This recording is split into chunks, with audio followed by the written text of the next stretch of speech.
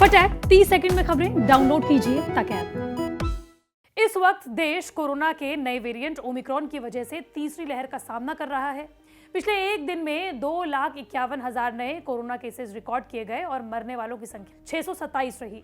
बड़ी बात यह है कि देश में 12% मामले कम आए हैं। कोरोना के नए वेरिएंट ओमिक्रॉन की वजह से तीसरी लहर हम लगातार देख रहे हैं, लेकिन अब एक्सपर्ट्स का कहना है कि ये तीसरी लहर खत्म होने को आई है। हालांकि हाल ही में विशेषज्ञों ने दावा किया है कि कोरोना का एक और नया वेरिएंट नियोकोव पैदा हो गया है, जो दक्षिण अफ्रीका में ही मिला है। आपको बताते चलें कि ओमिक्रॉन भी सबसे पहले दक्षिण अफ्रीका में ही पाया गया था और इस नियोकोव के बारे में विशेषज्ञों ने कहा है कि इसकी संक्रमण दर और मृत्यु दर दोनों ही बहुत ज्यादा है। इसमें हर 3 संक्रमित मरीजों में से 1 की जान जा रही है। हालांकि भारत के लिए अच्छी खबर यह है कि ये नियोकोव वेरिएंट अब तक नहीं पाया गया है। हालांकि इस वक्त देश तीसरी लहर से जूझ रहा है, लेकिन विशेषज्ञों का कहना है कि सिर्फ 1 हफ्ते में देश में तीसरी लहर खत्म हो जाएगी। दरअसल काशी हिंदू विश्वविद्यालय यानी कि BHU में कोविड मामलों के एक्सपर्ट प्रोफेसर ज्ञानेश्वर चौबे ने एक स्टडी की है। उन्होंने स्टडी में बताया है कि देश में कोरोना संक्रमण खात्मे की ओर है। दरअसल प्रोफेसर ज्ञानेश्वर चौबे ने बताया है कि फरवरी के दूसरे हफ्ते तक कोरोना की तीसरी लहर से पूरे देश भर को निजात मिल जाएगी।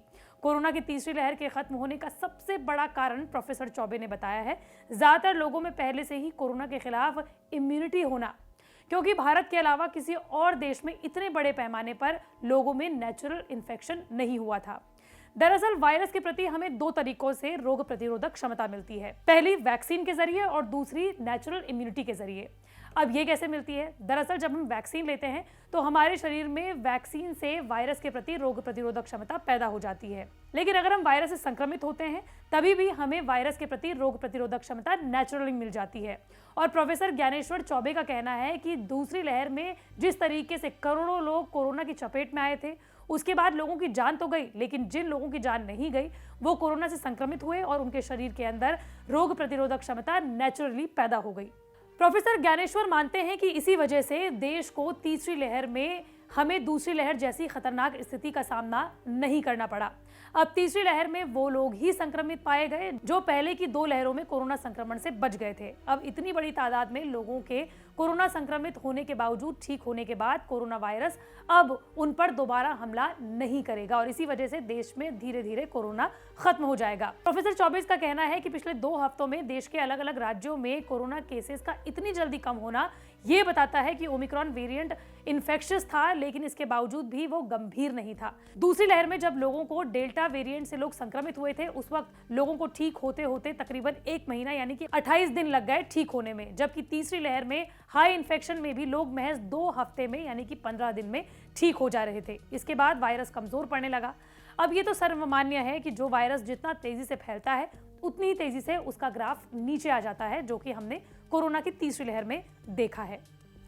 हालांकि जो लोग भी कोरोना से तीसरी लहर में ठीक हो रहे हैं उन्हें कुछ लक्षण हैं जो कि परेशान कर रहे हैं, जिसे कि हम लॉन्ग कोविड कहते हैं।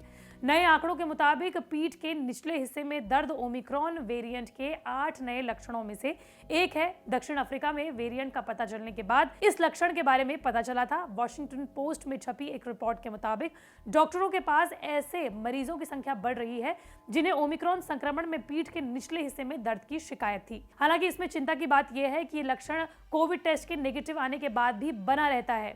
एक्सपर्ट्स का कहना है कि ओमिक्रॉन के लक्षण भले ही हल्के होते हैं, लेकिन वो लॉन्ग कोविड की संभावना को भी खारिज नहीं करते हैं। इसलिए आपको क्या करना है? अगर आपको कोरोना नहीं हुआ है तो आपको कोरोना से बचने के तमाम प्रयास करने हैं।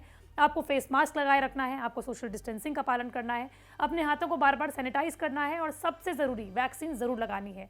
अगर आप एलिजिबल हैं तो आपको वैक्सीन की बूस्टर डोज ज़रूर लगानी है। और अगर आपको कोरोना हो चुका है, आप कोरोना से रिकवर हो चुके हैं, तो भी आपको अपना ख्याल रखना है और बाहर जाते हुए मास्क ज़रूर लगाना है। मंडे टू फ्राइडे में इस तरह के वीडियो आप तक लाती रहूँगी। अगर आप भी किसी टॉपिक के बारे में जानना चाहते हैं तो कमेंट बॉक्स पर ज़रूर बताएंगे।